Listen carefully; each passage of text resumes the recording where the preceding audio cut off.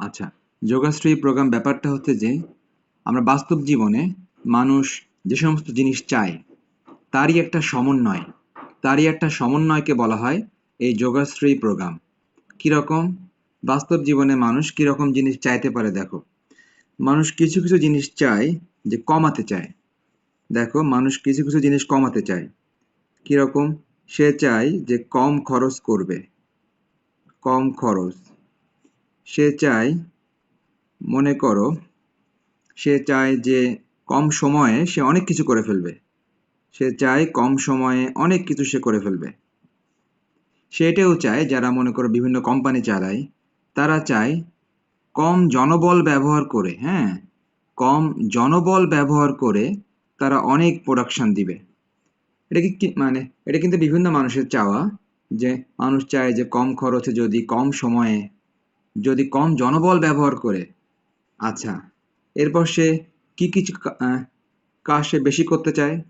সে চায় যে বেশি উৎপাদন করতে চায়, অর্থাৎ মনে করো কোনো ফ্যাক্টরি, ফ্যাক্টরি চায় যে উৎপাদন যেন বেশি হয়। ওকে, তারপর মানুষ আরো কি চায়? চায় যে তার লাভ যেন বেশি হয়, বেশি লাভ হয়, সে যেন বেশি লাভ করতে পারে। মনে করো সে কিছু কিনতে গেছে, তখন সে কি চায়?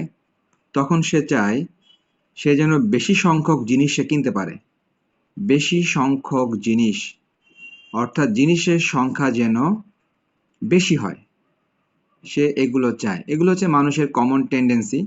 তো দেখো, এই টেন্ডেন্সিগুলা সমন্বয় করা, এটাই হচ্ছে যোগাশ্রয়ী প্রোগ্রামিং এর কাজ। কিরকম দেখো, এখন দেখো একবারে মিলায় নাও। মনে করো আমি একটা ফ্যাক্টরি উদাহরণ দিই, হ্যাঁ। একটা ফ্যাক্টরি কি চায়? ফ্যাক্টরি মালিক চায় সে কম খরচ করবে, কম সময় ব্যয় করবে এবং কম জনবল সে ব্যবহার করবে, করে সে চায় যে বেশি উৎপাদন করবে, বেশি লাভ করবে এবং বেশি সংখ্যক জিনিস সে কিনতে পারবে। তার মানে উপরের এই জিনিসগুলো মানুষ সবসময় কমাতে চায়, আর নিচের এই জিনিসগুলো মানুষ সবসময় বাড়াতে চায়। তো এই যে দুইটার মধ্যে একটা সমন্বয় করা, ওই সমন্বয়কেই বলা হয় যোগাশ্রয়ী প্রোগ্রামিং। দুইটার মধ্যে একটা সমন্বয় করা, যোগাশ্রয়ী প্রোগ্রামিং। আচ্ছা, এখন তাহলে এই যোগাশ্রয়ী প্রোগ্রামিং এর একটা ম্যাথ যদি আমি দেখাই, তাহলে তোমরা বুঝতে পারবা। এখন যোগাশ্রয়ী প্রোগ্রামিং এর ম্যাথ আবার দুই রকম আছে। কিছু আছে যেটা তোমার বাস্তব ভিত্তিক, তুমি নিজেই বুঝতে পারবা যে আসলে আমি এখানে কি চাচ্ছি বা কি করতে চাচ্ছি, তুমি নিজেই বুঝতে পারবা যে একদম বাস্তব ভিত্তিক। আবার কিছু আছে যেগুলো তুমি এখন বুঝবা না যে আসলে বাস্তবের সাথে কি রিলেশন আছে, কিন্তু তুমি এটা পরে বুঝতে পারবা। তো এখন আমি কোনগুলো দিয়ে শুরু করব সেটাই ভাবতেছি। আমরা একটা কাজ করি, প্রথমে একটা বাস্তব ভিত্তিক ম্যাথই করি, না হলে তোমরা এই ম্যাথগুলো সম্পর্কে তোমাদের ধারণা আসলে খুব একটা হবে না। ওকে, দেখো, তোমাদের বই থেকে আমি একটা বাস্তব ভিত্তিক ম্যাথ নেই। তোমরাও খেয়াল করো ম্যাথটা, তোমাদের সামনে আমি বইটা রাখতেছি, ভালো করে খেয়াল করো। তোমাদের বই থেকে একটা বাস্তব ভিত্তিক ম্যাথ। দেখো সবাই, আমি তোমাদের বই থেকে একটা ম্যাথ তোমাদের সামনে রাখলাম, 13 নাম্বারটা। তোমাদের সামনে বই থাকলে ভালো, না থাকলে তোমরা এখান থেকেই পড়ার চেষ্টা করো। 13 নাম্বার ম্যাথটা আমি একটু পড়ে দিচ্ছি, যে একজন ব্যবসায়ী কি কি চাচ্ছেন। শুধু একজন ব্যবসায়ী কি কি চাচ্ছেন, আমরা কি করব, তার চাওয়াগুলিকে সমন্বয় করব, এবং এটাই হবে আমাদের যোগাশ্রয়ী প্রোগ্রামিং। সবাই দেখো, একটা ম্যাথ খেয়াল করো। একজন ব্যবসায়ী তার দোকানের জন্য উনি চাচ্ছেন রেডিও কিনবেন এবং চাচ্ছেন উনি টেলিভিশন কিনবেন, কিন্তু ওনার দোকানে হয়তো বা খুব বেশি জায়গা নাই, তাই উনি চাচ্ছেন মোট উনি 100টি সেট কিনতে পারেন। অর্থাৎ ওনার দোকানে যে পরিমাণ জায়গা আছে সেই জায়গার মধ্যে 100টির বেশি সেট উনি রাখতে পারবেন না। অর্থাৎ রেডিও কিনুক অথবা টেলিভিশন কিনুক, আমার এই কথাগুলো কিন্তু ভালো করে শুনো, কেননা একটু পরে আমি যেগুলো জিজ্ঞেস করব বা আমি যোগাশ্রয়ী প্রোগ্রামিং যেভাবে দাঁড় করাবো, সেগুলোর জন্য কিন্তু এই কথাগুলোই ইম্পর্টেন্ট, যে কথাগুলো এখন বলতেছি। আমি কিন্তু শুধু কোশ্চেন রিডিং পড়তেছি না, এটা বোঝাচ্ছি। তাহলে দেখো, ওই ব্যবসায়ী তার দোকানের জন্য রেডিও কিনুক অথবা টেলিভিশন কিনুক, যাই কিনুক না কেন, বা দুইটা মিলায়ে কিনুক, যাই কিনুক না কেন, উনি উনার দোকানে 100টি সেট উনি রাখতে পারেন বা কিনতে পারেন। 100টির বেশি সেট উনি হয়তো বা ওনার দোকানে রাখতে পারবেন না। এজন্য যাই কিনুক না কেন, মোট সেট হতে হবে সর্বোচ্চ 100, বেশি হতে পারবে না। নেক্সট, রেডিও সেট ও টেলিভিশন সেট প্রতিটির ক্রয় মূল্য $40 এবং $120। সবাই বুঝতে পারলাম? একটি রেডিওর দাম $40, একটি টেলিভিশনের দাম $120। এবার শুনো পরবর্তী কথা। প্রতি রেডিও এবং টেলিভিশন সেটে উনি লাভ করতে পারবেন যথাক্রমে, অর্থাৎ উনি যেহেতু ওনার দোকানের জন্য কিনছেন, সুতরাং নিশ্চয়ই উনি এগুলো বিক্রি করবেন। তো যখন উনি এগুলো বিক্রি করবেন তখন নিশ্চয়ই তার লাভ হবে। প্রতিটি রেডিওতে তার লাভ হবে $16, প্রশ্নে বলা আছে। এবং প্রতিটি টেলিভিশন যখন সে বিক্রি করবে তখন প্রতিটি টেলিভিশনে সে লাভ করবে $32। ওকে, এখন দেখো ওই ব্যবসায়ী মোট কত টাকা ইনভেস্ট করতে চাচ্ছে। ব্যবসায়ী কি করে? সাধারণত টাকা ইনভেস্ট করে, হ্যাঁ, টাকা বিনিয়োগ করে। বিনিয়োগ মানে ইনভেস্ট করা। তাহলে সর্বোচ্চ উনি $10,400 বিনিয়োগ করবেন। তার মানে উনি যে ব্যবসায় নেমেছেন, এই ব্যবসায় উনি মোট কত টাকা নিয়ে নেমেছেন? $10,400 নিয়ে, সরি টাকা তো ডলার, $10,400 নিয়ে উনি এই ব্যবসায় নামছেন। উনি এত টাকা মোট বিনিয়োগ করবেন। হ্যাঁ, বিনিয়োগ মানে আলটিমেটলি খরচ করবেন আর কি, খরচ করবেন বা ইনভেস্ট করবেন। ওকে, এখন দেখো ওই ব্যক্তির উদ্দেশ্য কি। হ্যাঁ, মনে রাখবা এই সমস্ত ম্যাথগুলোতে সবসময় উদ্দেশ্য থাকে ম্যাথের একদম লাস্টে। হ্যাঁ, প্রত্যেকটা ম্যাথে একদম শেষ কথার দ্বারা ওই ব্যক্তির উদ্দেশ্য খুঁজে পাওয়া যাবে। দেখো ব্যক্তিটির উদ্দেশ্য, তিনি সর্বোচ্চ কত লাভ করতে পারবেন। তার মানে ওই ব্যক্তির উদ্দেশ্য সর্বোচ্চ লাভ করা। তাহলে যে কোনো সময় কোশ্চেনের মধ্যে যাই থাক, একদম লাস্টে থাকবে ওই ব্যক্তির আসল উদ্দেশ্য। ওই ব্যক্তির আসল উদ্দেশ্য সর্বোচ্চ সংখ্যক লাভ করবেন। সর্বোচ্চ মানে নিশ্চয়ই বেশি, তার মানে উনি বেশি লাভ করতে চান। এখন তুমি এগুলোকে সমন্বয় করো, এগুলোকে সমন্বয় করবা। সমন্বয় করে ওই ব্যক্তির লাভ যেন সর্বোচ্চ হয়, তোমাকে এই ব্যবস্থা করতে হবে। এই শর্তগুলা সব সমন্বয় করে একটা প্রোগ্রাম তৈরি করতে হবে। ওই প্রোগ্রামিং এর মাধ্যমে ওই ব্যক্তির লাভ যেন সর্বোচ্চ লাভটা তুমি আনতে পারো। তাহলে এটাই হচ্ছে তোমার যোগাশ্রী প্রোগ্রামিং এর বাস্তব ভিত্তিক কাজ। ওকে, ঠিক আছে, যতটুকু পড়লাম। এখন যা বলবো ভালো করে শুনবা এবং আমি এতক্ষণ যা বললাম তার সাথে একটু মিলিয়ে নিবা। ওকে, তাহলে দেখো প্রথম কথা যে তোমরা ওই ব্যক্তির জন্য কি করতে পারো। ওই ব্যক্তির জন্য তোমরা আপাতত একটা ম্যাথের নাম্বার দিতে পারো, 13 নাম্বার ম্যাথ। আপাতত তোমরা ওই ব্যক্তির জন্য একটা ম্যাথের নাম্বার দাও, 13 নাম্বার ম্যাথ।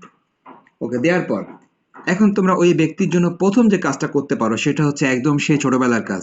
তোমরা ছোটবেলায় তোমাদের কাছে যাই জানতে চাওয়া হোক না কেন, তোমাদের কাছে জানতে চাওয়া হলো পিতার বয়স কত, পুত্রের বয়স কত, অথবা লোকটি কাজ কতদিনে করতে পারবেন, তোমরা সবসময় কি ধরে নিতা? যে মনে করি এক্স। হ্যাঁ, মনে করি এক্স।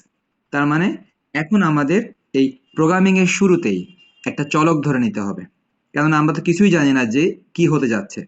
আমরা একটা চলক ধরে নিব। তো সেই চলকটা কেমন হতে পারে?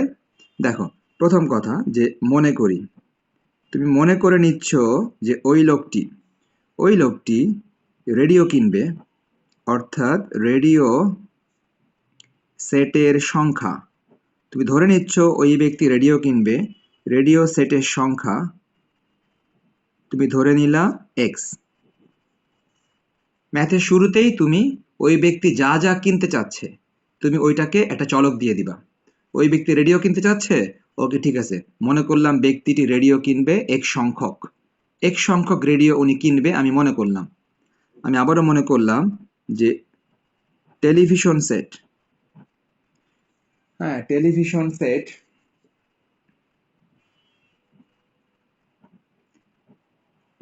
ওকে, টেলিভিশন সেটের সংখ্যা মনে করলা ওয়াই। তাহলে যে কোনো ম্যাথে বা যে কোনো প্রোগ্রামিংয়ে উনি যেই জিনিসগুলো চাচ্ছে কিনতে, তুমি ওগুলো আগে নাম দিয়ে দিবা, একটা নাম এক্স দিয়ে দিবা আর একটা নাম ওয়াই দিয়ে দিবা। আচ্ছা, এবং এগুলো কিন্তু সংখ্যা, অর্থাৎ উনি যদি রেডিও কিনে থাকে 10টা, তার মানে এক্স এর মান 10, উনি 10টি রেডিও কিনেছেন।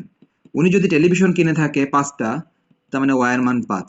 তার মানে এটা কিন্তু সংখ্যা, যে উনি মোট রেডিও কিনতেছে আমি ধরে নিচ্ছি এক সংখ্যক, আর টেলিভিশন কিনতেছে আমি ধরে নিচ্ছি ওয়াই সংখ্যক। ওকে, নেক্সট, তাহলে আমাদের প্রথম কাজ হবে চলক নির্ধারণ করা। চলক এক্স আর ওয়াই এর মাধ্যমে চলক নির্ধারণ করবা। পরবর্তী কাজটা হবে ওই ব্যক্তির উদ্দেশ্য লিখবা। ওই ব্যক্তির উদ্দেশ্য কি? এই উদ্দেশ্যের নাম হচ্ছে উদ্দেশ্য ফাংশন। উদ্দেশ্যের নামই হচ্ছে উদ্দেশ্য ফাংশন, বা আরেকটা বাংলা আছে অভীষ্ট ফাংশন। উদ্দেশ্য ফাংশন যে কোনো একটা বাংলা লিখলেই হবে, আমি দুইটা বাংলা লিখে দিচ্ছি। অভীষ্ট নাকি অভীষ্ট, ঠ হবে নাকি ট হবে, কেউ জানো? অভীষ্ট নাকি অভীষ্ট? হ্যাঁ, ঠ হবে, ঠ।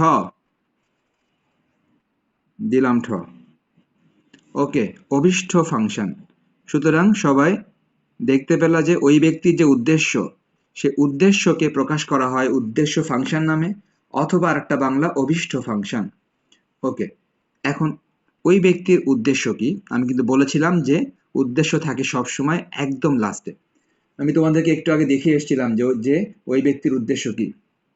বলো, কে বলবা? নায়না বলো।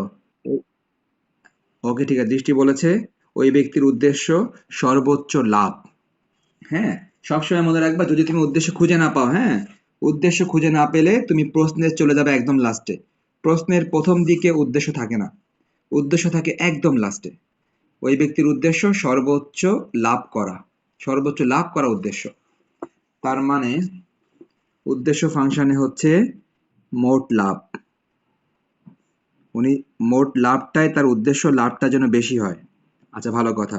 উদ্দেশ্য ফাংশনকে তোমরা মনে রাখবা, এটা জেড দিয়ে প্রকাশ করা হয়। হ্যাঁ, উদ্দেশ্য ফাংশনকে সাধারণত জেড দিয়ে প্রকাশ করা হয়। সাধারণত অন্য যে কোনো কিছুতে প্রকাশ করা যাবে, সাধারণত জেড দিয়ে প্রকাশ করা হয়। আচ্ছা, উদ্দেশ্য ফাংশন আমি জেড দিয়ে প্রকাশ করলাম। ওই ব্যক্তির উদ্দেশ্য কি ছিল? মোট লাভ। আচ্ছা, ভালো কথা। এখন উনি লাভটা কি করতে চাচ্ছে? উনি কিন্তু লাভটা সর্বোচ্চ করতে চাচ্ছে। যখন দেখবা সর্বোচ্চ করতে চাচ্ছে, তখন নিচে লিখে দিবা ম্যাক্স।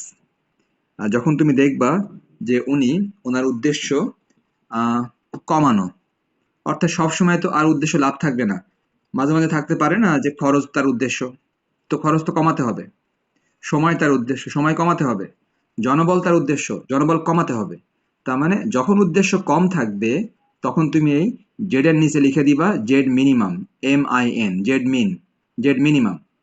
তার মানে ওই ব্যক্তির উদ্দেশ্য যদি সর্বোচ্চ হয় বা বেশি হয়, তখন তুমি ম্যাক্স লিখে দিবা। আর যখন তুমি দেখবা লোকটির উদ্দেশ্য সর্বোচ্চ না, বরং কমানো তার উদ্দেশ্য, তখন তুমি এখানে জেড মিনিমাম লিখে দিবা, MIN। আর তার উদ্দেশ্য কি? মোট লাভ। মোট লাভ নাকি মোট সংখ্যা, নাকি মোট উৎপাদন, নাকি মোট খরচ, এই জিনিসগুলা তুমি কথায় লিখে দেবা এখানে, যে লোকটির উদ্দেশ্য কি? লোকটির উদ্দেশ্য মোট লাভ। ওকে, লাভ সে কি করতে চায়? লাভ সে ম্যাক্সিমাইজ করতে চায়, মানে বাড়াতে চায়। ওকে, এখন দেখো লোকটির লাভ কি রকম হবে। আমি তোমাদেরকে ওই প্রশ্নের কিছুটা অংশ আমি এখানে পাশে খুব সংক্ষেপে লিখতেছি, সবাই খেয়াল করো। তোমাদের কোশ্চেনে দেখো স্পষ্ট করে লেখা ছিল যে একটি রেডিওতে উনি লাভ করবেন $16। কোশ্চেনে স্পষ্ট করে লেখা ছিল যে উনি রেডিওতে লাভ করবেন $16। এটা প্রশ্নে বলা ছিল। প্রশ্নে এটাও বলা ছিল যে একটি টেলিভিশন সেটে উনি লাভ করবেন $32। কথাটা কোশ্চেনে বলা ছিল। তাহলে একটি রেডিওর লাভ হবে $16, কোশ্চেনে বলা ছিল। তাহলে দেখো তো লোকটির মোট লাভ রেডিওর জন্য কত হবে? লোকটির মোট লাভ রেডিওর জন্য কত হতে পারে? এই সুরায়া বলো।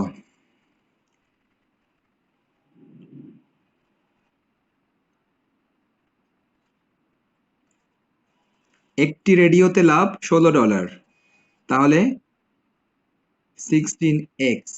কথা ঠিকই বলেছো, 16x হবে। তার কারণ এটা একটা ঐকিক নিয়ম। আমি তোমাদেরকে যদি ঐকিক নিয়মটা সংক্ষেপে দেখাই, সবাই খেয়াল করো। এ দেখো, একটি রেডিওতে লাভ হয় $16। দেখো তো উনি রেডিও কিনছে কতগুলা? উনি রেডিও কিনছে এক সংখ্যক। উনি রেডিও কিনছে এক সংখ্যক। তাহলে অতএব দেখো, অতএব এক সংখ্যক রেডিওতে ওনার লাভ কত হবে? ঐকিক নিয়ম 16x। তার মানে একটাতে লাভ যদি হয় $16, এক সংখ্যক রেডিও কিনলে উনি লাভ করতে পারবে 16x। তার মানে রেডিওর কারণে তার লাভ আসতেছে 16x। রেডিওর লাভ এটা, রেডিওর লাভ। যেহেতু লেখা আছে মোট লাভ, দিলাম যোগ চিহ্ন। এবার দেখি টেলিভিশনের লাভ কত। সবাই খেয়াল করো, একটি টেলিভিশনে উনি লাভ করবে $32। একটা টেলিভিশনে, প্রশ্নে বলা আছে। তো তো উনি কিনেছে ওয়াই সংখ্যক টেলিভিশন, তার মানে ওনার লাভ হবে 32 ওয়াই। হ্যাঁ, তুমি যদি আবার ঐকিক নিয়ম করো ঠিক একই জিনিস পাবা, একটাতে লাভ $32, ওয়াই সংখ্যকে লাভ 32 ওয়াই, তার মানে টেলিভিশনের লাভ হচ্ছে ওনার 32 ইন্টু ওয়াই। তাহলে প্রথমটা ছিল রেডিওর মোট লাভ, পরেরটা ছিল টেলিভিশনের মোট লাভ। তাহলে তোমরা এভাবে কোশ্চেন থেকে উদ্দেশ্য ফাংশন খুঁজে বের করবা একদম লাস্টে থেকে, সেটা ম্যাক্সিমাম না মিনিমাম এটা নির্ধারণ করবা প্রশ্ন থেকে। তারপর তুমি প্রশ্নের দেয়া তথ্য থেকে দেখবা যে লাভ যেহেতু বলা আছে, দেখি লাভ সম্পর্কে প্রশ্নে কি বলা আছে। একটাতে লাভ এত, তাহলে এক্স সংখ্যকে লাভ হবে এক্স গুণ হবে। একটা টিভিতে লাভ এত, তাহলে ওয়াই সংখ্যক টিভিতে ওয়াই গুণ হবে। আশা করি সবাই এই পর্যন্ত বুঝতে পেরেছো যে তার মোট লাভ উদ্দেশ্য ফাংশন আমরা কিভাবে তৈরি করলাম। ওকে, এবার হবে শর্ত। এবার হবে শর্তাবলী, অর্থাৎ শর্তগুলো কি কি। হ্যাঁ, শর্ত। শর্ত মানে ওই যে অনেকগুলো কিন্তু শর্ত ছিল, অনেকগুলো শর্ত ছিল। সে অনেকগুলো শর্তের মধ্যে দেখো আমি পাশে একটা একটা করে লিখি। এই প্রথমে লিখলাম হচ্ছে এই ব্যাপারটা, নেক্সট আমি পাশে আরো কিছু লিখি, সবাই খেয়াল করো। দেখো প্রশ্নে স্পষ্ট করে বলা ছিল যে একটি রেডিওর দাম, একটি রেডিওর দাম, আগে কিন্তু আমি লাভ বলেছি, এই যে আমি কিন্তু এখানে কিন্তু লাভ সম্পর্কে কথা বলেছি প্রশ্ন থেকে লাভ নিয়ে কথা বলেছি উপরে, এখন বলতেছি দাম নিয়ে কথা বলতেছি। প্রশ্নে বলা ছিল দেখো স্পষ্ট করে একটি রেডিওর দাম $40, প্রশ্নে বলা আছে। আর প্রশ্নে বলা আছে একটি টেলিভিশনের দাম $120, প্রশ্নে বলা আছে। এগুলো কিন্তু সব দাম, এগুলো দাম নিয়ে কথা হচ্ছে। ওকে, তাহলে সবাই নিশ্চয়ই আবারও সেই ঐকিক নিয়ম অ্যাপ্লাই করতে পারবা। ঐকিক নিয়ম, মিথিলা বলো তো, একটি রেডিওর দাম যদি $40, হ্যাঁ একটি রেডিওর দাম যদি $40 হয়, তাহলে ওই ব্যক্তির রেডিও কিনতে কত খরচ হলো? একটি রেডিওর দাম $40। আচ্ছা, ওই ব্যক্তি 40x কেন বলো তো?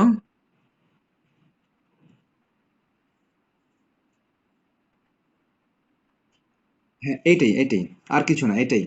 অর্থাৎ তুমি যদি আবারও যদি সংক্ষেপে দেখো, এই যে হ্যাঁ যা বলেছো ঠিক আছে, হ্যাঁ যা বলেছো ঠিক আছে। দেখো একটি রেডিওর দাম $40, দেখো তুমি রেডিও কিনছো কতগুলা, তুমি রেডিও কিনছো এক সংখ্যক, রেডিও কিনছো এক সংখ্যক, তাহলে দেখো এক সংখ্যক রেডিওর খরচ হবে 40x, রেডিওর খরচ।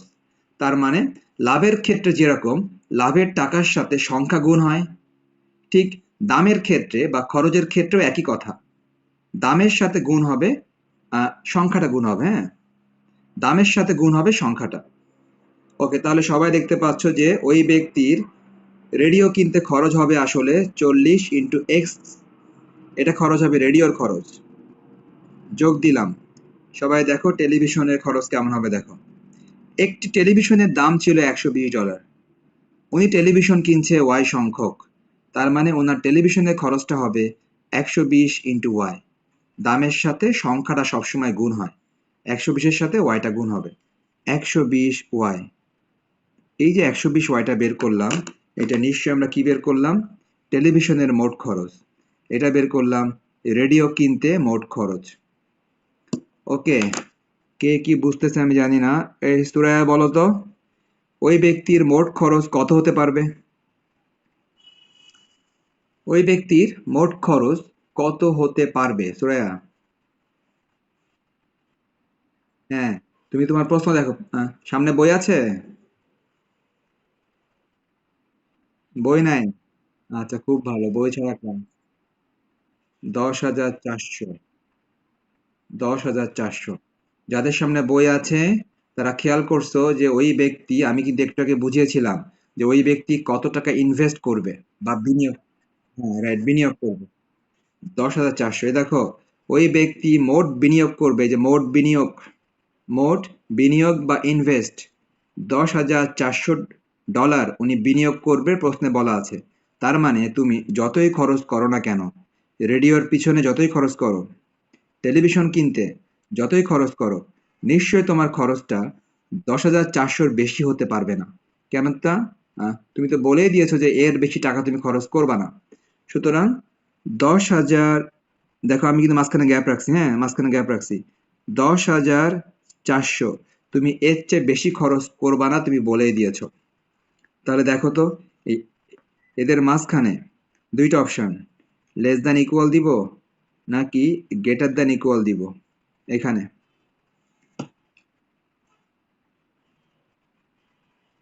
কে বলবে? কেউ বলবে না? হ্যাঁ হ্যাঁ, কোনটা? বলো, একটা বলো, সমস্যা নেই, বলো। লেস দ্যান ইকুয়াল হবে, লেস দ্যান অর ইকুয়াল। সবাই ঠিকই বলেছো, লেস দ্যান ইকুয়াল হবে। কেন? ভালো করে সবাই শুনে নাও যে কেন লেস দ্যান ইকুয়াল হলো। লেস দ্যান ইকুয়াল হওয়ার কারণটা হচ্ছে যে, মনে করো তুমি বাজারে গেছো 500 টাকা নিয়ে, হ্যাঁ তুমি বাজারে গিয়েছো 500 টাকা নিয়ে। আচ্ছা ভালো কথা, 500 টাকা নিয়ে তুমি বাজার করা শুরু করলে, হ্যাঁ তুমি বাজার করা শুরু করলে 500 টাকা নিয়ে। এখন বাজার করতে করতে দেখা গেল যে তুমি 500 টাকা হয় পুরাপুরি শেষ করে ফেললা। তুমি হয়তো বা 500 টাকা পুরাপুরি শেষ করে ফেললা, একদম পুরাপুরি। অথবা দেখা গেল যে তুমি খরচ করতে পেরেছো 495 টাকা, 5 টাকা দিয়ে তুমি আর কিছু কিনতে পারোনি। 495 টাকা তুমি খরচ করেছো, 5 টাকা দিয়ে তুমি আর কিছু কিনতে পারোনি। তার মানে তখন তুমি কি করলা? তখন কি তুমি 500 টাকার চেয়ে কম খরচ করলা না? 500 টাকার চেয়ে কম খরচ করলা। তার মানে তুমি যে টাকা হাতে নিয়ে যাচ্ছ, তোমার জন্য দুইটা অপশন। তুমি হয় সব টাকায় খরচ করে আসবা, তার মানে কি সমান সমান। অথবা তোমার জন্য আরেকটা অপশন, তুমি সব টাকা খরচ না করে ওই টাকার চেয়ে কিছুটা কম খরচ করতে পারো। হয়তোবা 2 টাকা আছে, 2 টাকা দিয়ে আসলে কিছুই হচ্ছে না, তুমি যা কিনতে চাচ্ছ তার কিছুই 2 টাকা দিয়ে হচ্ছে না, 2 টাকা তোমার বেঁচে আছে। তার মানে কি, যে টাকাটা একজন মানুষ খরচ করতে চায়, খরচ করতে করতে ওই টাকার সমান সমান হয়ে যেতে পারে, অথবা ওই টাকার চেয়ে কিছুটা কম থাকতে পারে। কিন্তু ওই টাকার চেয়ে কিন্তু বেশি খরচ করা সম্ভব না, কেননা সে তো টাকা নিয়ে গেছে এত, এর চেয়ে বেশি সে খরচ করবে কিভাবে। সুতরাং সবাই মনে রাখবা, এটা কিন্তু শুধু এই ম্যাথের জন্য না, হ্যাঁ যে কোনো সময় যে কোনো ম্যাথের জন্য, যে তুমি যে খরচটা করতেছো সেই খরচ নিশ্চয়ই তুমি যে টাকাটা নিয়ে গেছো তার চেয়ে বেশি নিশ্চয়ই হবে না। মোট খরচটা, তোমার যে টাকা আছে সেই টাকার চেয়ে মোট খরচটা হয়তো বা কিছুটা কম হবে, খরচটা কিছুটা কম হবে, অথবা তার সমান সমান হয়ে যেতে পারে। সুতরাং এটা লেস দ্যান অর ইকুয়াল হবে, মোট খরচ এই টাকার চেয়ে কিছুটা কম থাকতে পারে বা সমানও হয়ে যেতে পারে। আচ্ছা, দেখো আমি আবার পাশে লিখতেছি। এই লামিয়া, আছো? দেখো তো তুমি, তোমার সামনে বই আছে? কি লামিয়া, বই আছে? লামিয়ার সামনে, হ্যাঁ লামিয়ার সামনে বই নাই, ওকে লামিয়া বাতিল, লামিয়া ক্যান্সেল। নেক্সট, নেক্সট কে আসবে লাইনে? আচ্ছা ঠিক আছে। আচ্ছা সবাই দেখো তো, প্রশ্নের মধ্যে কোন সংখ্যাটা ব্যবহার করা এখনো বাকি আছে? কোন সংখ্যাটা এখনো একবারও ব্যবহার হয়নি? একশো। সবাই ঠিক কথা বলেছো। প্রশ্নের মধ্যে শুধুমাত্র, দেখো প্রত্যেকটা সংখ্যা কিন্তু ব্যবহার হয়ে গেছে। দেখো প্রশ্নে 16 ছিল, 32 ছিল, সেটা ব্যবহার হয়ে গেছে। প্রশ্নে 40 ছিল, 120 ছিল, সেটাও ব্যবহার হয়ে গেছে। প্রশ্নে 10,400 ছিল, সেটাও ব্যবহার হয়ে গেছে।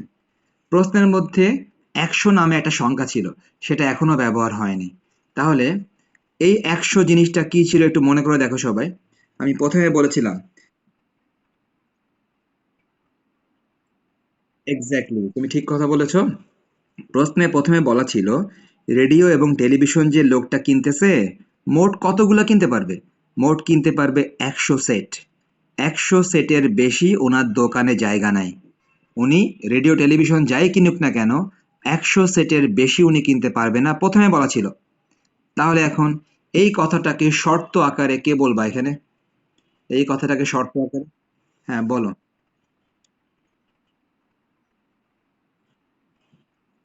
তোমার কথা পুরাপুরি ঠিক আছে। সবাই এখন বুঝে নাও একটু, সবাই বুঝে নাও যে আমরা কি বলতে চাচ্ছি। মোট সেটের সংখ্যা হবে 100 সেট। তাহলে দেখো উনি কতগুলো সেট কিনেছে আমরা কি করে বুঝবো? প্রথমে লিখে নিয়েছি আমরা, ওই ব্যক্তিটি রেডিও কিনেছে এক্স সংখ্যক, ওই ব্যক্তিটি টেলিভিশন কিনেছে ওয়াই সংখ্যক। তার মানে উনি মোট কতগুলো কিনলো? নিশ্চয় উনি মোট কিনলো এক্স প্লাস ওয়াই সংখ্যক। এক্স প্লাস ওয়াই সংখ্যক উনি মোট কিনেছে। এই সংখ্যাটা 100 হতে হবে, 100-র বেশি হতে পারবে না। তার মানে এই সংখ্যাটা কিনতে কিনতে এই সংখ্যাটা 100-র সমান হয়ে যেতে পারে, অথবা হয়তোবা ওনার টাকা শেষ হয়ে গেছে, উনি কিনতে পেরেছে 99টা অথবা 98টা। তার মানে ওনার জিনিসের সংখ্যাটা এই 100-র চেয়ে একটু কম থাকতে পারে অথবা সমান হতে পারে, কিন্তু বেশি কিন্তু হতে পারবে না। বেশি হতে পারবে না, কেননা 100-র বেশি তো ওনার কাছে জায়গা নাই, 100-র বেশি কেনার সুযোগ ওনার কাছে নাই। তার মানে 100-র চেয়ে কম হবে সংখ্যাটা, অথবা সংখ্যাটা 100-র সমানও হয়ে যেতে পারে। ফাইনালি, আচ্ছা আমরা একটা ব্যাপার মনে রাখবো সবাই, একটা ব্যাপার সবাই মনে রাখবো। এটা হচ্ছে আর একটা নিনজা টেকনিক। হ্যাঁ, নিনজা টেকনিকটা হচ্ছে এটা, যে প্রশ্নের মধ্যে যতগুলো সংখ্যা দেয়া থাকবে প্রত্যেকটা সংখ্যা অবশ্যই ব্যবহার হবে। উদ্দেশ্য ফাংশনের মধ্যে ব্যবহার হোক অথবা শর্তের মধ্যে ব্যবহার হোক, প্রশ্নের মধ্যে যতগুলা সংখ্যা দেয়া থাকবে প্রত্যেকটা সংখ্যা অবশ্যই ব্যবহার হবে, এবং প্রত্যেকটা সংখ্যা একবার করেই ব্যবহার হবে। দেখো 16 একবারই ব্যবহার হচ্ছে, 32 একবারই ব্যবহার হয়েছে। তার মানে প্রত্যেকটা সংখ্যা অবশ্যই ব্যবহার হবে এবং প্রত্যেকটা সংখ্যা একবার ব্যবহার হবে। তাহলে এখন তুমি দেখতে পাচ্ছ প্রশ্নের যত সংখ্যা ছিল প্রত্যেকটা সংখ্যা আমাদের ব্যবহার করা শেষ, আমাদের শর্তগুলো সব শেষ। আমরা এখন যোগাশ্রী প্রোগ্রামিং এর একটা গুরুত্বপূর্ণ শর্ত, যেই শর্ত প্রত্যেকটা ম্যাথেই থাকবে, অর্থাৎ এখন আমি যে শর্তগুলো লিখবো সেই শর্তগুলো প্রত্যেকটা ম্যাথেই থাকবে। সেই শর্তগুলো কি? সেই শর্তগুলো হচ্ছে যে সবসময় এক্স এর মান গ্রেটার দ্যান 0 হবে এবং সবসময় ওয়াই এর মান গ্রেটার দ্যান 0 হবে। এই শর্তটা যোগাশ্রী প্রোগ্রামিং এর খুবই গুরুত্বপূর্ণ এবং প্রত্যেকটা ম্যাথের শর্ত। এই শর্তের কারণটা কি বা উদ্দেশ্যটা কি? কেউ বলতে পারবা এই শর্তের রহস্যটা কি? একজন বলার চেষ্টা করো এই শর্ত। হ্যাঁ হ্যাঁ বলো।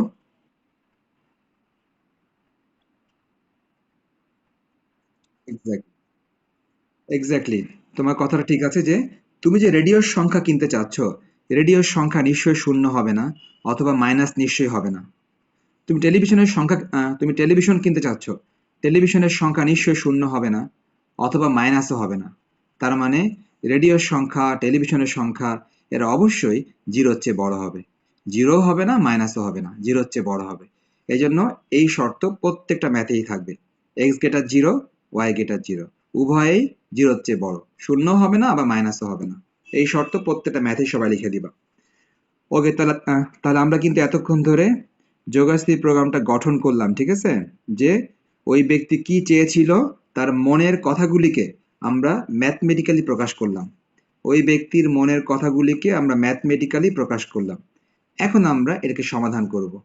তো যাক, আমি যেহেতু তোমাদেরকে বোঝাচ্ছি এবং অনেক কথা বলতেছি, এই জন্য হয়তোবা মনে হচ্ছে অনেক বড় অনেক কিছু, আসলে কিছুই না। তুমি ম্যাথটা নিজে নিজে পড়বা, দেখবা তেমন কিছুই না। প্রথম জিনিসটা তো অটোমেটিক লিখে দিবা, প্রথম যে এক্স আর ওয়াই এটা তো অবশ্যই লিখবা সব ম্যাথেই। নেক্সট তুমি এই যে আহ, উদ্দেশ্য, উদ্দেশ্য কোথায় পাবা? ম্যাথের একদম লাস্টে, ম্যাথের একদম লাস্ট থেকে উদ্দেশ্য লিখে নিবা, ম্যাক্সিমাম নাকি মিনিমাম দেখে নিবা, তারপর তুমি শর্ত খুঁজে বের করবা। সময় লাগবে না, আমি অনেক কথা বলছি বলে অনেক সময় লাগছে। ওকে, এবার দেখো ম্যাথের স্টেপগুলো কি হবে। ম্যাথের স্টেপগুলো হবে যে এই সব জিনিসগুলোকে গ্রাফে প্রকাশ করতে হবে, এই সমস্ত জিনিসগুলোকে গ্রাফে প্রকাশ করতে হবে। তো গ্রাফে প্রকাশ করার নিয়মটা হচ্ছে যে তুমি প্রথমে এই অসমতাগুলিকে সমতা আকারে প্রকাশ করবা। আবারও বলি, নিয়মটা হচ্ছে প্রথমে দেখো এগুলো কিন্তু একটা অসমতা, লেস দ্যান ইকুয়াল অসমতা, লেস দ্যান ইকুয়াল অসমতা। তোমার প্রথম কাজ হবে এই অসমতাগুলিকে তুমি সমতা আকারে প্রকাশ করবা। কেন? গ্রাফে প্রকাশ করার জন্য। সবাই লিখো, সবাই কি লিখবা? সবাই লিখবা হচ্ছে যে এখন ওকে অসমতাগুলিকে, সবাই লিখো, অসমতাগুলিকে সমতা আকারে লিখে পায়। এখন যেগুলো করতেছি এটা হচ্ছে তোমার প্রসেস, অর্থাৎ অর্থাৎ এটাই হচ্ছে তোমার অঙ্কটা করার প্রসেস। অসমতাগুলিকে সমতা আকারে লিখে পায়, তুমি শুধু এই প্রসেসটা মনে রাখবা, তাহলেই হবে, আর কিছু না। তাহলে এখন তুমি অসমতাগুলিকে সমতা আকারে লিখে পায়, এই কথার অর্থ কি বা এই কথার উদ্দেশ্য কি সবাই এখনই দেখতে পাবা। দেখো, তুমি চাইলে নিচে নিচে লিখতে পারো, চাইলে তুমি লিখতে পারো নিচে নিচে, অথবা চাইলে তুমি এখানে ছোট ছোট দাগ দিয়ে পাশাপাশিও লিখতে পারো। তো দেখো আমি পাশাপাশি লিখতেছি। সবাই দেখো, এই যে প্রথম অসমতা, এটা হচ্ছে আমাদের প্রথম অসমতা। প্রথম অসমতাটা লিখলে কেমন হয় দেখো সবাই, 40x প্লাস এই যে এটা, হ্যাঁ, 120y, 120y, আমি কিন্তু পাশাপাশি লিখবো সবগুলো আর কি, তুমি চাইলে নিচে লিখতে পারো, কোনো সমস্যা নেই, 10,400।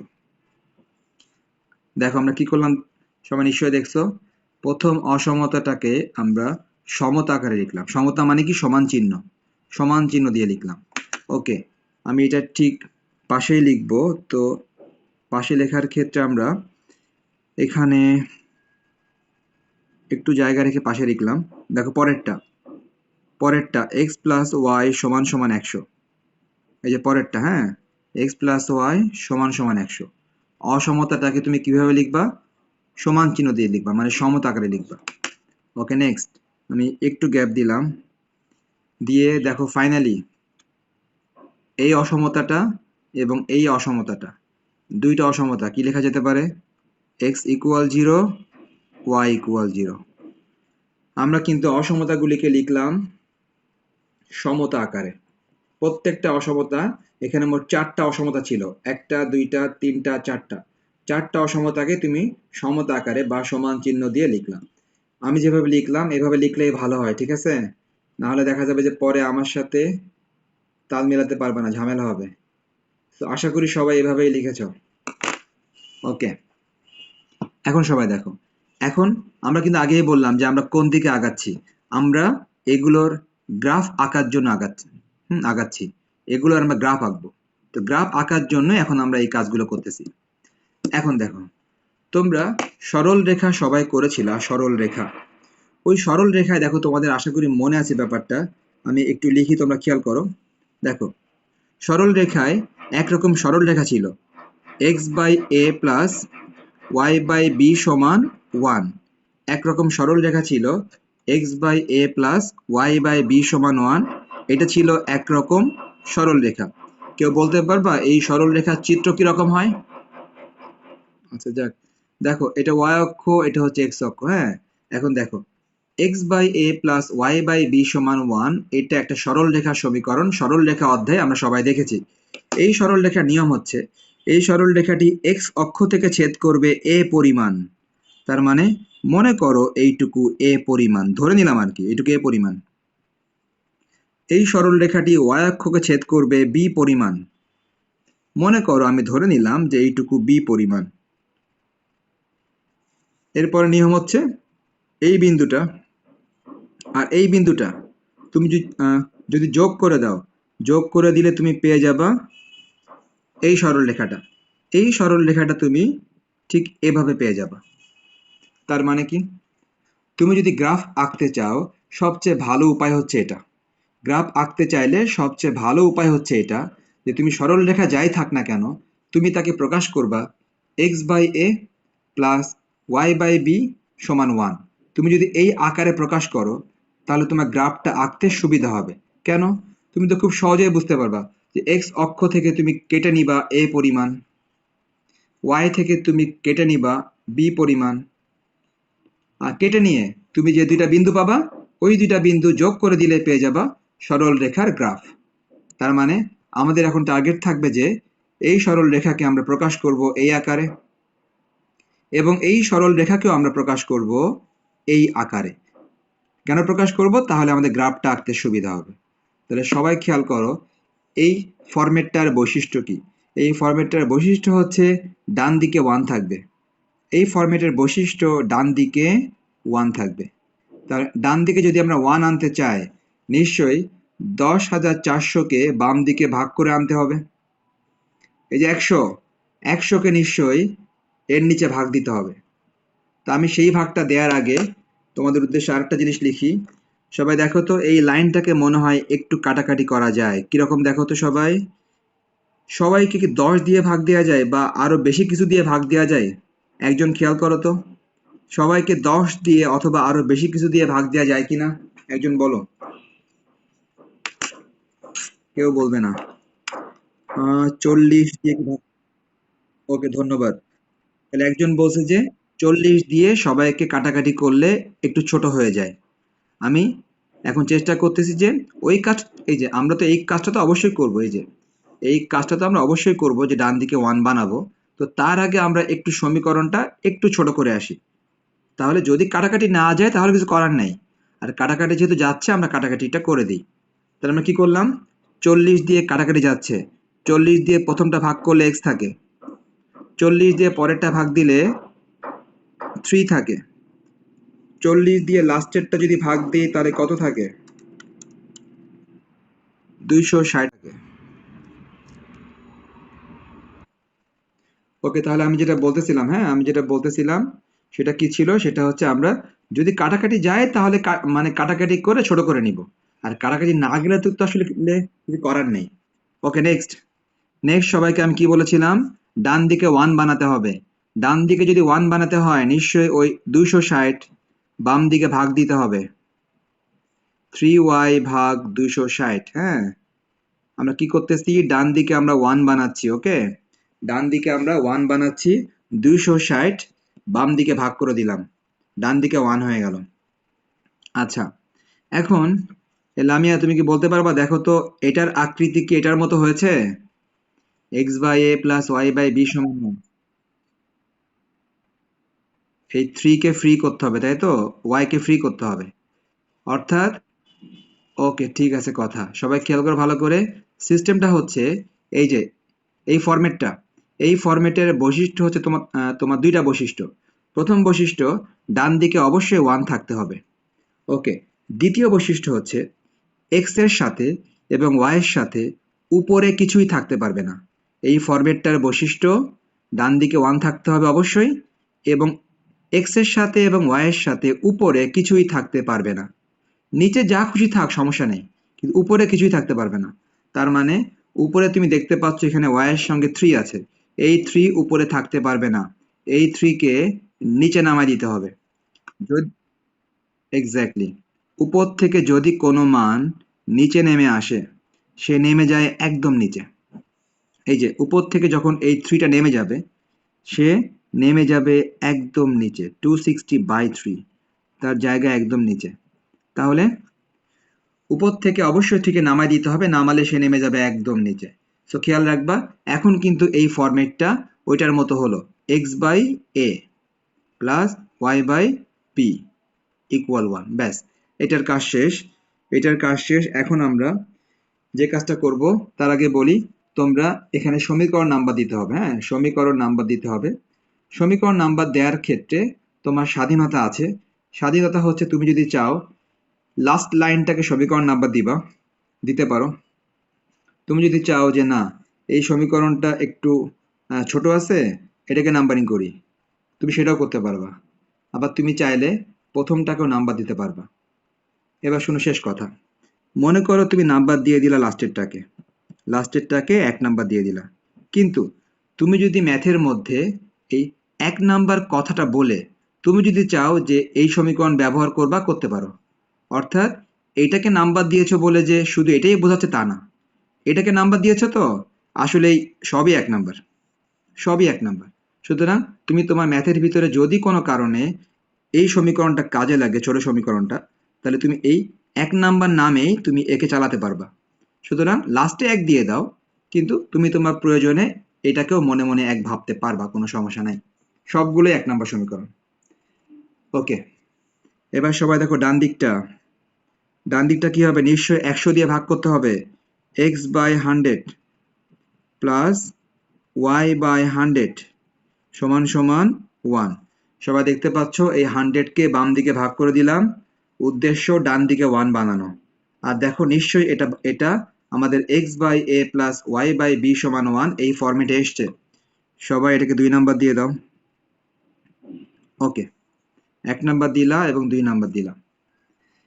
x = 0, y = 0, এদের কিছু করার নেই, এরা যেমন আছে তেমন। x = 0 সরাসরি 3 নাম্বার, y=0 সরাসরি 4 নাম্বার। এদের কিছুই করার নেই, এরা যেমন ছিল তেমনই থাকবে। ওকে, তাহলে আমরা কিন্তু প্রথম ধাপটা শেষ করলাম, হ্যাঁ, যে অসমতাগুলিকে সমতা আকারে লিখে সমান চিহ্ন দিয়ে লিখে তাদেরকে প্রকাশ করলাম এই ফরম্যাটে। ওকে, নেক্সট, এবার আমাদের কাজ হবে গ্রাফ আঁকার জন্য কিছু কথাবার্তা লিখতে হবে। তোমরা নিশ্চয়ই গ্রাফ আঁকার ক্ষেত্রে একটা বিষয়ের সাথে পরিচিত। বিষয়টা কি বলি? বিষয়টা হচ্ছে, হয়তোবা তোমরা দেখেছো যে গ্রাফ আঁকতে যে মাঝে মাঝে এরকম হয় যে তোমার সংখ্যাটা চলে এসছে অনেক বেশি, কিন্তু তোমার গ্রাফে নিশ্চয়ই 260টা ঘর খুঁজে পাওয়া যাবে না। তোমাকে যে গ্রাফটা দেয়া হবে বা তুমি যে গ্রাফটা আঁকবা, ওই গ্রাফে 260টা ঘর নিশ্চয়ই তোমার জন্য খুঁজে পাওয়া অনেক কঠিন।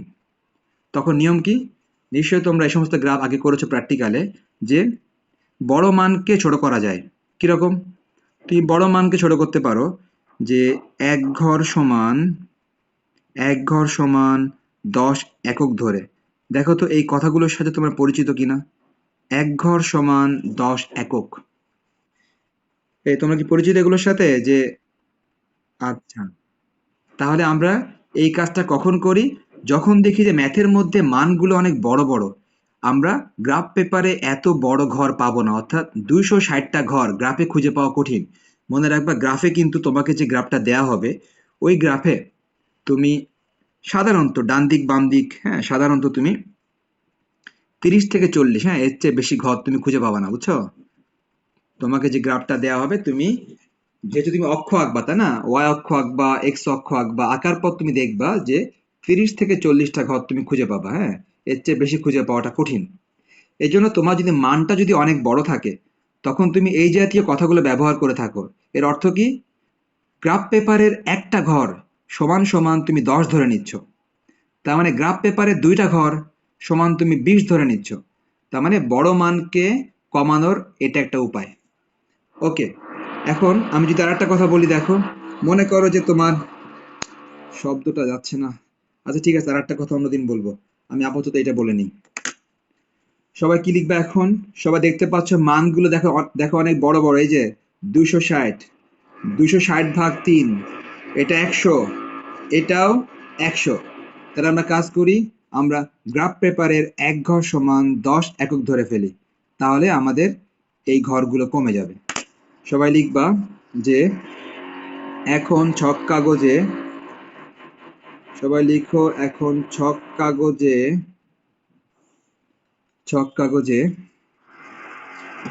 তো শব্দ, ছক কাগজে এক ঘর সমান 10 একক ধরে উপরোক্ত সমীকরণগুলির লেখচিত্র অঙ্কন করি।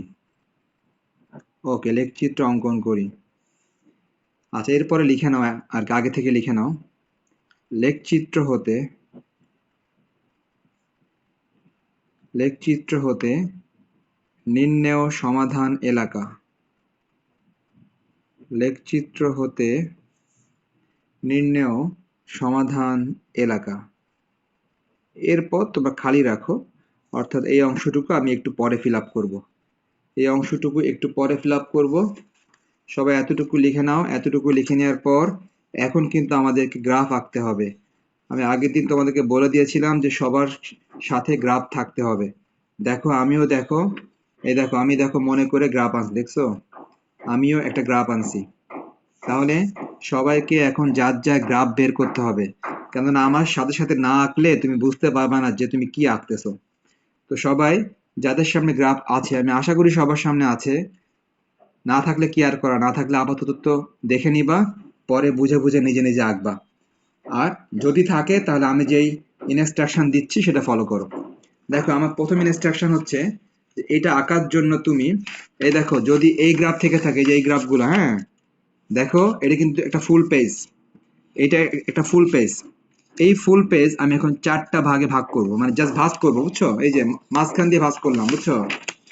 এরপরে আবার ভাঁজ করলাম আর একটা। আমি গ্রাফ পেপারটা প্রথমে মাঝ বরাবর ভাঁজ করেছি।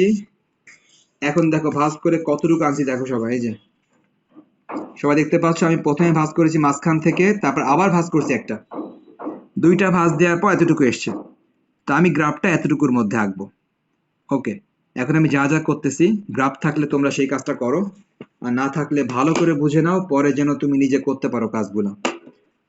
ওকে, তাহলে সবাইকে অবশ্যই পরীক্ষায় সবাইকে স্কেল দিয়ে এবং পেন্সিল দিয়ে কাজটা করতে হবে।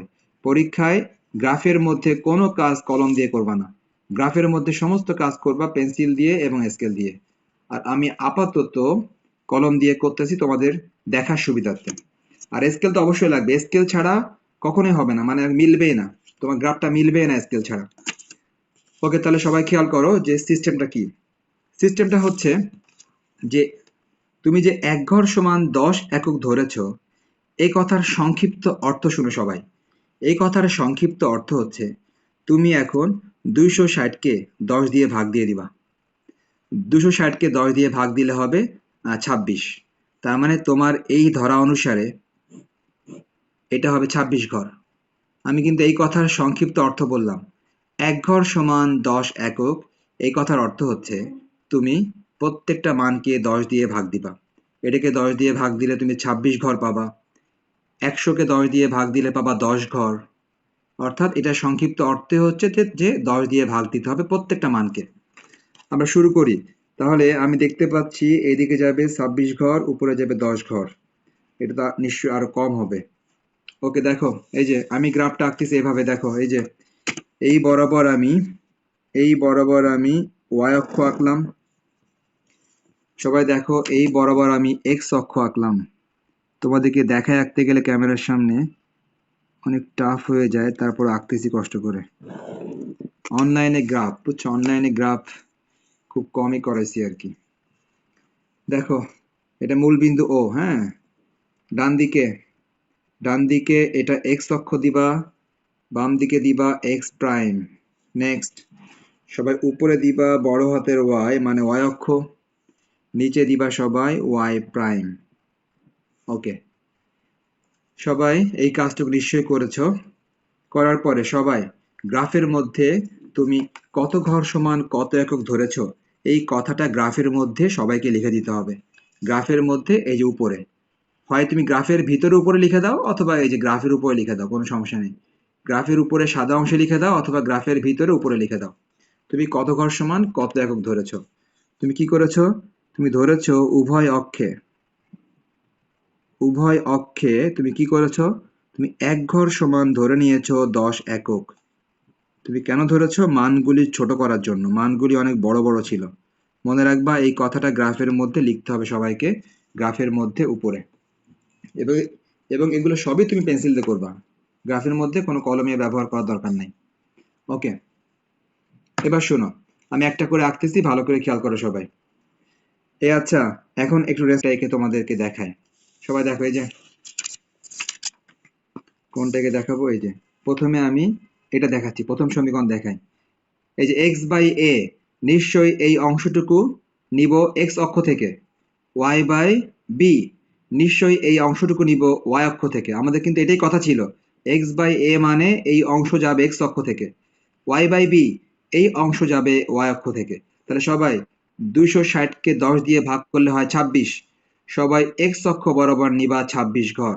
সবাই খেয়াল করো, এই যে ২৬ ঘর দেখো, এক্স অক্ষ বরাবর, এই ১০ ঘর, ২০ ঘর, ২৫ ঘর, ২৬ ঘর।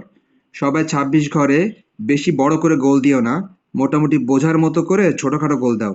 মনে রাখবা বেশি বড় গোল দিলে পরে বিপদে পড়বা। কেন বিপদে পড়বা একটু পরে বুঝতে পারবা। অর্থাৎ তোমার বোঝার মতো করে একটু ছোট করে গোল দাও। যত বড় গোল দিবা তত তোমার ভুল হবে বেশি এখানে, তার কারণটা পরে বলতেছি। হ্যাঁ, হ্যাঁ তাই তো, দেখো তাই তো। দেখো ১ ঘর, এই যে ১ ঘর মানে কত, ১০। ওকে, ২ ঘর মানে কত, ২ ঘর মানে ২০।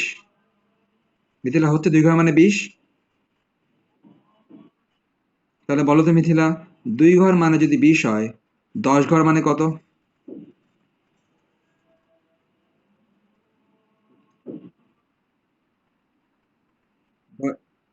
হ্যাঁ, ১০ ঘর মানে ১০০, ২০ ঘর মানে ২০০, ২৬ ঘর মানে ২৬০।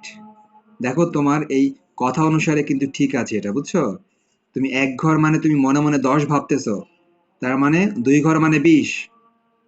ওকে, 10 ঘরে হয় 100, 20 ঘরে হয় 200, 26 ঘরে হয় 260।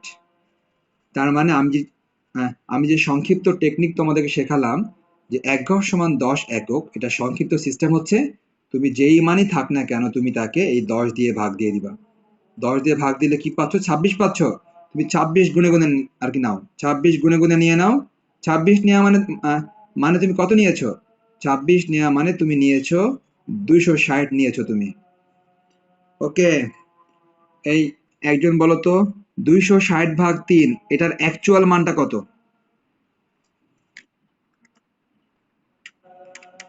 তুমি কি বলেছো? 86.67, তাই তো?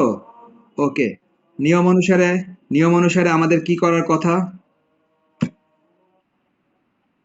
নিশ্চয়ই, রাইট। এটাকে তুমি 10 দিয়ে ভাগ দিবা, ভাগ 10। ভাগ 10 করলে কত হয় দেখো? 8.66। 8.66 তুমি নিবা কোন বরাবর? নিশ্চয়ই এটা y অক্ষ বরাবর। সবাই y অক্ষ বরাবর নিয়ে নাও 8.66। সবাই দেখো, খেয়াল করো, এই যে এটা 5, 6, 7, 8, 8.66 নিশ্চয়ই 8.5 এর চেয়ে একটু উপরে হবে, হ্যাঁ? আশা করি বুঝতে পেরেছো আমার কথাটা, যে 8.66 মানে 8 আর 9 এর 8 আর 9 এর ঠিক যে মাঝখান আছে, ওই মাঝখানের চেয়ে একটু উপরে হবে। 8 আর 9 এর যে মাঝখান, ওই মাঝখানের চেয়ে একটু উপরে হবে।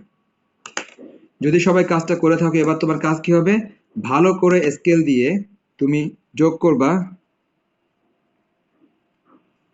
দেখো, ভালো করে তুমি স্কেল দিয়ে এটা যোগ করে দিবা, এই বিন্দুটা এবং এই বিন্দুটা, হ্যাঁ?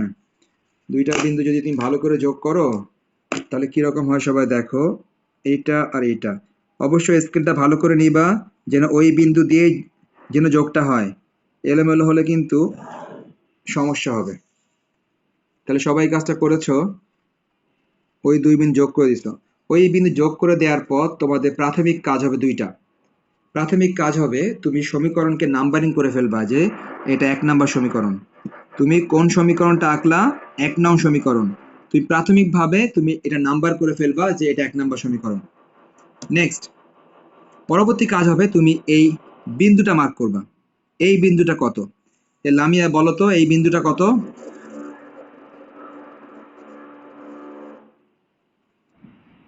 260। আর সাথে কিছু আছে? কেন জিরো হবে না? জিরো? তাহলে এই বিন্দুটা কত? এই বিন্দুটা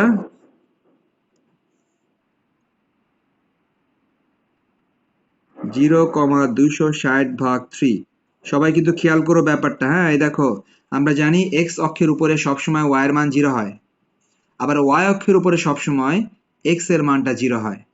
এবং আমরা একটা ব্যাপার মনে রাখবো, আমরা কিন্তু গোনার সময় দেখো আমরা কিন্তু 26 ঘর গুনতেছি, কিন্তু লেখার সময় কিন্তু 26 লিখবো না। লেখার সময় লিখবো একদম অরিজিনালটা। ঠিক আছে? আমরা গোনার সময় কিন্তু ভাগ করে গুনতেছি, কিন্তু যখন আমরা বিন্দু লিখবো তখন কিন্তু আমরা লিখবো এই আসলটা লিখবো। আসলটা লিখবো লেখার ক্ষেত্রে। একটা কাজ শেষ। আশা করি সবাই বুঝতে পেরেছো এটা। ওকে, নেক্সট। নেক্সট সবাই দেখো, লিসা তুমি বলো তো, আমরা এটা কিভাবে আঁকবো?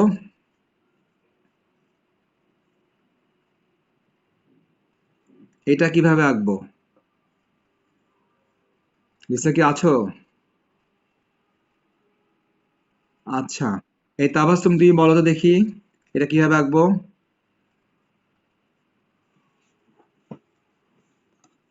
কেউ বলবে না? তাহলে আমি এতক্ষণ ধরে কি শিখাচ্ছি, কি শিখাচ্ছি এতক্ষণ ধরে, আমি এই চিন্তা করতেছি। ওকে, বলো, যারা পারো তারা বলো। হ্যাঁ, ওকে, ঠিক আছে তাহলে। বাকিরা খেয়াল করো ভালো করে, এতক্ষণ ধরে কি শিখালাম ভালো করে সবাই খেয়াল করো, বাকিরা, হ্যাঁ, যারা পারছো খুব ভালো খেয়াল করো। এই যে x/100, তোমার কাজ হবে 100 কে তুমি ভাগ দিবা 10 দিয়ে।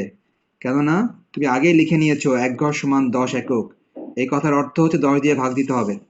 তাহলে তুমি 100 কে 10 দিয়ে ভাগ দাও, 10 পাবা।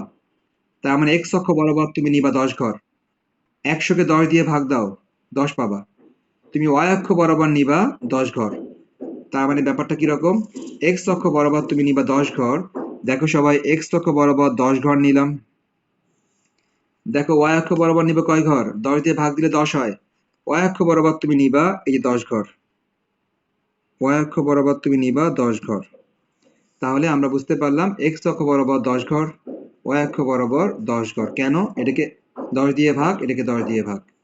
এবার তুমি এটা যোগ করে দাও সবাই, সবাই এই দুই বিন্দু যোগ করে দাও, এদিকে 10 এদিকে 10, সবাই যোগ করে দাও। যদি যোগ করে দাও অবশ্যই যোগটা ভালো করে করবা, যেন একটুও যেন আশপাশ দিয়ে না যায়, মানে একদম যেন ওই বিন্দু দিয়ে পাস করে। হ্যাঁ, খুব খেয়াল রাখবা যেন এক্স্যাক্টলি যেন ওই বিন্দু দিয়েই পাস করে, এক্স্যাক্টলি যেন ওই বিন্দু দিয়ে পাস করে, না হলে তোমারই পরে সমস্যা হবে। ওকে, সবাই এবার কি করবা বলি, সবাই একটু বড় করে দাও, কেননা বড় না করে দিলে সমীকরণ নাম্বার দেওয়া যাচ্ছে না। ওকে, তাহলে সবার কাজ হবে এবার এটাকে সমীকরণ নাম্বার 2 দিয়ে দিলাম। হ্যাঁ, সমীকরণ নাম্বার 2 দিয়ে দিলাম। এবার বিন্দু লিখব। বিন্দু লেখার ক্ষেত্রে আমরা নিশ্চয়ই এই বিন্দুটা কি লিখব, এই বিন্দুটা নিশ্চয়ই আমরা লিখব হচ্ছে 100,0। হ্যাঁ, বিন্দুটা হবে 100,0। আর উপরের এই বিন্দুটা কি হবে, নিশ্চয়ই 0,100 হবে। লেখার ক্ষেত্রে কিন্তু আসলটাই লিখব, যদিও গোনার ক্ষেত্রে আমরা 10 গুনেছিলাম। ওকে, ঠিক আছে, সবাই এতটুকু কাজ করেছো। এতটুকু কাজ করার পর সবাইকে এই শেষ যে কথাটা, শেষ কথাটা সবাই শুনে নাও ভালো করে। শেষ কথাটা হচ্ছে যে, এই দেখো সবাই, এই যে x ইকুয়াল 0 আর y ইকুয়াল 0, এটার খুব একটা কাজ নাই। তার কারণ কি শোনো, x ইকুয়াল 0 মানে অ্যাকচুয়ালি y অক্ষকে বোঝায়। কেন, নিশ্চয়ই y অক্ষের উপরে যে কোনো জায়গায় x এর মান 0। y ইকুয়াল 0 কে সবসময় x অক্ষ বোঝায়, x অক্ষের উপরে তো সবসময় y এর মান 0 হয়। তার মানে এটা অ্যাকচুয়ালি y অক্ষ বোঝায়, এটা অ্যাকচুয়ালি x অক্ষ বোঝায়। তো আমাদের y অক্ষ তো আঁকাই আছে, x অক্ষ তো আঁকাই আছে, সুতরাং এটার জন্য আলাদা কিছু করতে হবে না। শুধু তুমি দুইটা কাজ করবা। দুইটা কাজ কি, দুইটা কাজ হচ্ছে, যোগাশ্রী প্রোগ্রামিং এর নিয়ম হচ্ছে, তুমি আগেই দেখেছো যে x এর মান কখনো 0-র চেয়ে কম হবে না, সবসময় প্লাস হবে। y এর মান কখনো 0-র চেয়ে কম হবে না, সবসময় প্লাস হবে। যদি তাই হয় তাহলে খেয়াল করো তো সবাই, x এর মান সবসময় এই ফার্স্ট কোয়াড্রেন্টেই থাকবে, y এর মানও সবসময় ফার্স্ট কোয়াড্রেন্টেই থাকবে। তোমার কাজ হবে x থেকে উপরের দিকে একটা অ্যারো দিয়ে দেয়া, আর y থেকে ডান দিকে একটা অ্যারো দিয়ে দেয়া। এ কথার অর্থ কি, অর্থ হচ্ছে যে তুমি যদি আসলে মোট চতুর্ভাগ থাকে কয়টা, আমরা সবাই জানি মোট চতুর্ভাগ থাকে আমাদের 4টা। এই যে মোট চতুর্ভাগ 4টা, সবাই কি জানি, প্রথম চতুর্ভাগে এক্সও প্লাস ওয়াইও প্লাস। এই যে এখানে কি কেউ বলবে, দ্বিতীয় চতুর্ভাগে এক্স মাইনাস, দুইটাই মাইনাস, প্লাস।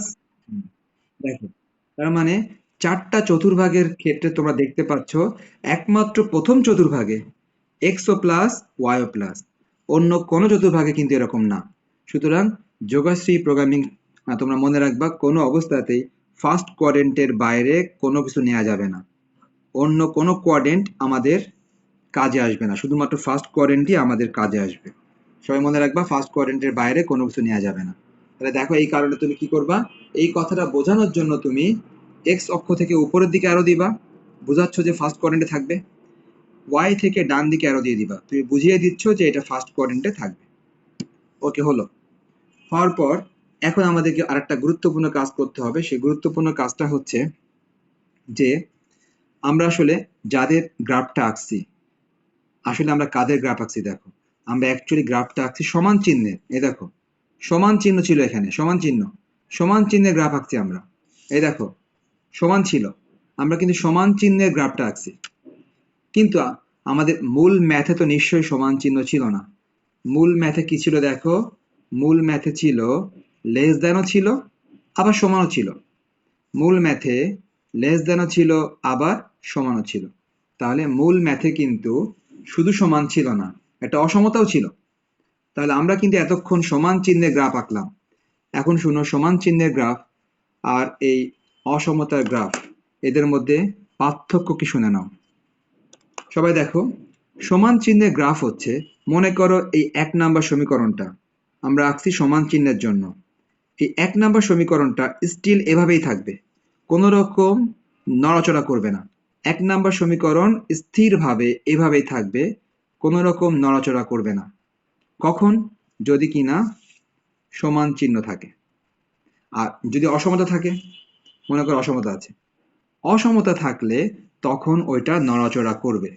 ওকে, তখন এটা এই 1 নাম্বার সমীকরণটা তখন আর এভাবে স্থির থাকবে না, সে তখন নড়াচড়া করবে। তার নড়াচড়ার আদর্শ হচ্ছে এই মূলবিন্দু। তার নড়াচড়ার আদর্শ হচ্ছে মূলবিন্দু। কিরকম ব্যাপারটা শোনো, মনে করো মূলবিন্দুটা এখানে আছে। তো এই 1 নাম্বার সমীকরণ অসমতা থাকার কারণে তার টার্গেট থাকবে, সে হয় মূলবিন্দু যেদিকে আছে সে হয় সেদিকে চলবে, অথবা মূলবিন্দু যেদিকে আছে সে হয় তার বিপরীত দিকে চলে যাবে। তার মানে 1 নাম্বার সমীকরণটা স্থির থাকবে, মানে এভাবেই থাকবে যদি কিনা সমান চিহ্ন থাকে, যা আমরা এঁকে ফেলেছি অলরেডি। আর যখন অসমতা থাকবে, প্রশ্নে অসমতা ছিল, প্রশ্নে ছিল অসমতা ছিল, অসমতা থাকলে ওই 1 নাম্বার সমীকরণটা এখান থেকে মুভ করবে।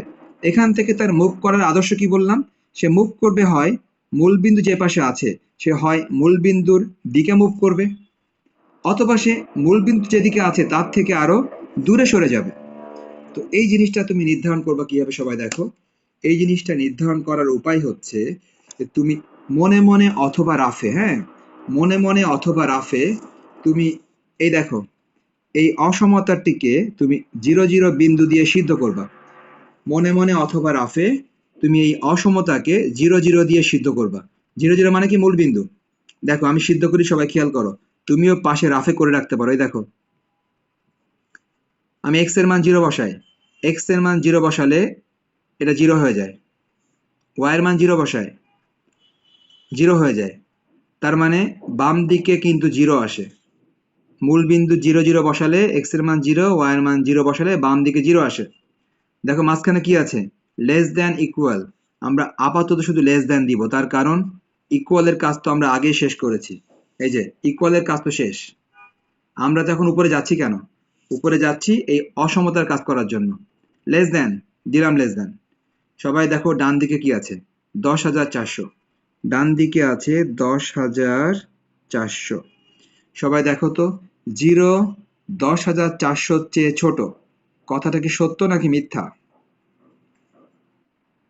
সত্য।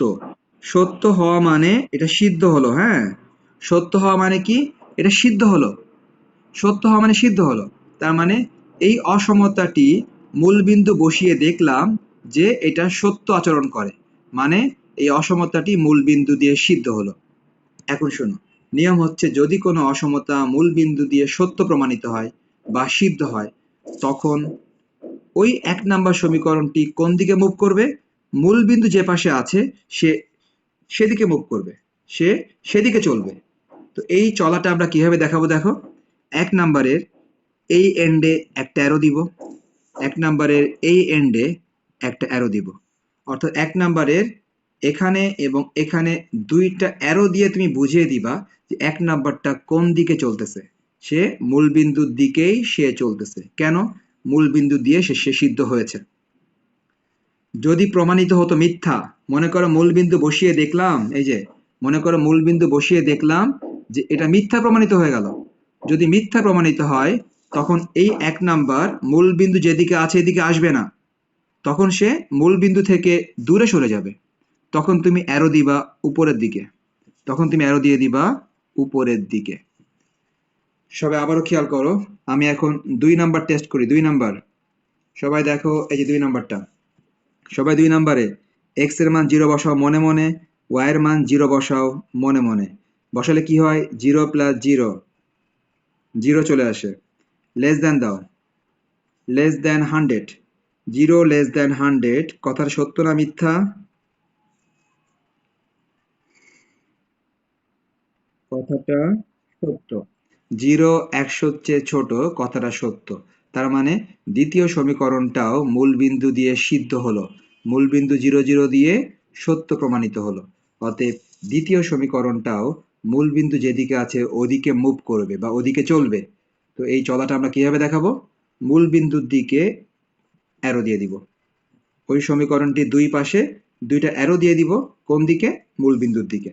আর মিথ্যা হলে অ্যারো দিতাম বিপরীত দিকে, মূল বিন্দুর বিপরীত দিকে অ্যারো দিতাম, যদি কিনা মিথ্যা প্রমাণিত হতো।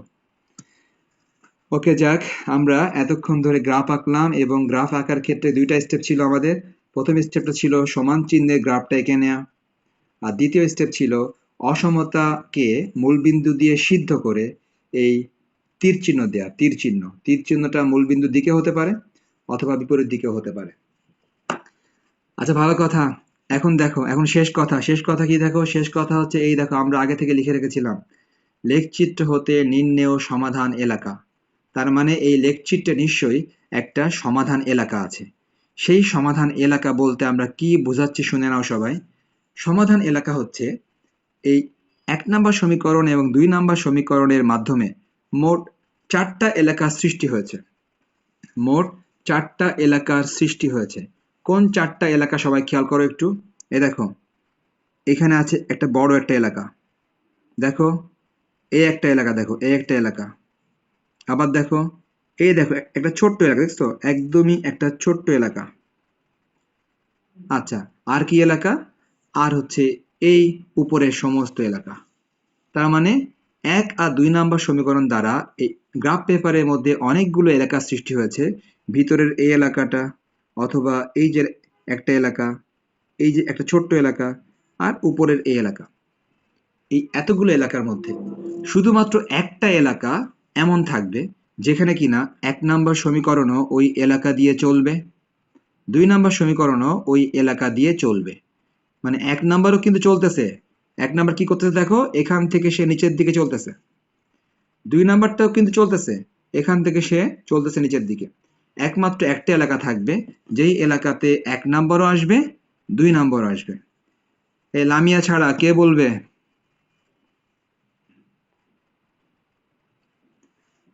একজন বলো, সে এলাকা কোনটা?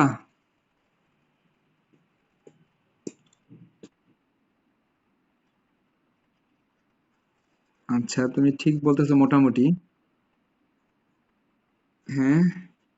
আচ্ছা, সবাই একটু খেয়াল করো, আমি কাজ করি, আমি আগে থেকে শেড করে দিই। না, সরি, শেড না করে আমি একটু তোমাদেরকে দেখাই।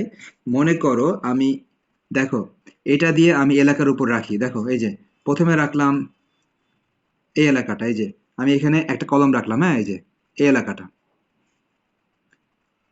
সবাই দেখো, এই এলাকায় দেখো ১ নাম্বার কিন্তু এই এলাকায় আসতেছে। কেন দেখো, যদি আমরা এই এলাকা নেই, সবাই দেখতে পাচ্ছ যে ১ নাম্বারটা কিন্তু এই এলাকায় আসতেছে। ঠিক আছে? কিন্তু সবাই খেয়াল করো তো, ২ নাম্বারটা কি এই এলাকায় আসবে? ২ নাম্বারটা কি এই এলাকায় আসবে? ২ নাম্বারটা কি এখান থেকে, হ্যাঁ, ২ নাম্বারটা কিন্তু এখান থেকে নিচের দিকে নেমে যাচ্ছে। ২ নাম্বারটা যদি এখান থেকে নিচের দিকে নেমে যায়, সে তো উপরে আসবে না। সুতরাং এই এলাকাটা নেওয়া গেল না। কেন গেল না? আচ্ছা, কার কারণে গেল না? ২ নাম্বারের কারণে। ১ নাম্বার কিন্তু বলতেছিল যে ১ নাম্বার এই এলাকাতে আসতে পারবে। কিন্তু ২ নাম্বার দেখতেছে সে এখানে আসতে পারবে না। সে তো এখান থেকে নিচে নেমে যাচ্ছে। সবাই আবার দেখো, এই যে একটা ছোট্ট এলাকা, একজন বলো তো, এই ছোট্ট এলাকা কার জন্য সত্য হবে আর কার জন্য মিথ্যা হবে? একজন বলো। এই ছোট্ট এলাকাটা এক এক্স্যাক্টলি। দেখো সবাই, এই ছোট্ট এলাকাতে সবাই একটু খেয়াল করলে দেখতে পাবা ২ নাম্বার কিন্তু দেখো ওই এলাকাতে আসতেছে, হ্যাঁ? এই ছোট্ট এলাকাতে কিন্তু ২ নাম্বার কিন্তু ওই এলাকাতে আসতেছে। কিন্তু খেয়াল করো, ১ নাম্বারটা কিন্তু এক্স্যাক্টলি ওখান থেকে কিন্তু উপরে উঠতেছে না। ১ নাম্বার কিন্তু এখান থেকে নিচে নেমে যাচ্ছে। সুতরাং উপরের এই এলাকাটাও নেয়া গেল না। অতএব কি বলে? সমীকরণগুলোর যেকোনো একটা যদি ভেটো দিয়ে দেয় যে না, আমি ওই এলাকায় আসতে পারবো না, তাহলে ওই এলাকা বাতিল। এখন দেখো, শেষ একটা এলাকা আমি শেড করি, সবাই খেয়াল করো। এই যে এই এলাকাটা আমি শেড করলাম, এই এলাকাটা আমি শেড করে দিয়ে এবার সবাই দেখো, দেখো, এবার এই এলাকা সবাই খেয়াল করো। ২ নাম্বার সমীকরণ, দেখো সবাই, ২ নাম্বার সমীকরণটা দেখো, এই এলাকায় কিন্তু এই যে আসতেছে। আবার সবাই দেখো ১ নাম্বার, দেখো ১ নাম্বারটাও কিন্তু দেখো এই এলাকায় আসতেছে। তার মানে কি তুমি তোমার চোখের আন্দাজে, হ্যাঁ, চোখের আন্দাজে তুমি চিন্তা করবা যে 2 নাম্বারটা কোন এলাকা দিয়ে যাচ্ছে, 1 নাম্বারটাও কোন কোন এলাকা দিয়ে যাচ্ছে, 1 আর 2 এর কমন এলাকা কোনটা। যেমন দেখো, 1 নাম্বার যাচ্ছে এই এলাকা দিয়ে এবং এই এলাকা দিয়ে, 2 নাম্বারটা যাচ্ছে এই এলাকা দিয়ে আর এই এলাকা দিয়ে। 1 আর 2 এর কমন এলাকা এটা, যেখানে কিনা 2ও আসতেছে আবার 1ও আসতেছে। এই কি অবস্থা বলো, এতটুকু বুঝতে কি অবস্থা? আচ্ছা যাক, এখন